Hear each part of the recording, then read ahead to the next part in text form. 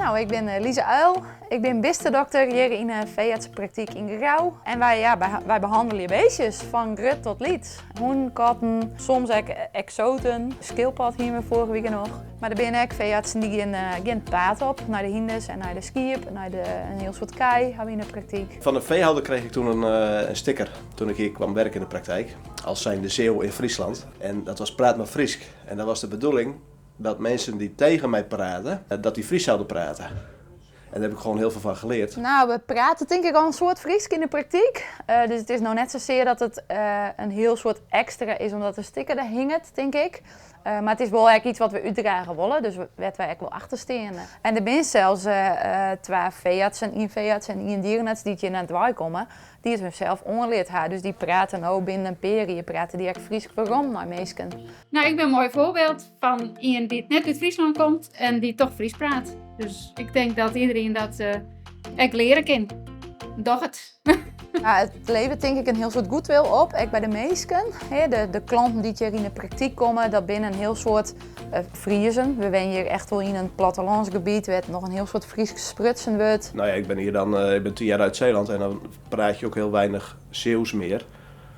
Dat mijn familie af en toe zegt van, wat praat je raar? Wel, dus je neemt dat toch over in bepaalde tongval en ook wel woordgebruik.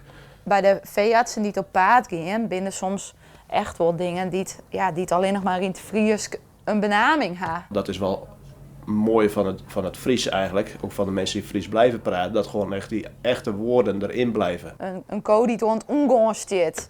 Ja, daar zijn echt wel een paar veterinairen bij u zegt die het leren maar wat dat is. Dan staat de co onder nageboorte, dus dan gaat de nageboorte naar het kerlje er net uit. En dat heet dan bijvoorbeeld het ongaans. In mijn eerste jaar moest ik naar belde een veehouder in het Fries. Ik haal een ko met een kapot oer. Nou, ik dacht wat dat dan is, dus ik probeer te vragen. Maar ja, ik wist wel waar ik naartoe moest. Ik dacht, ik zie het ook wel. Ik ga een sierier.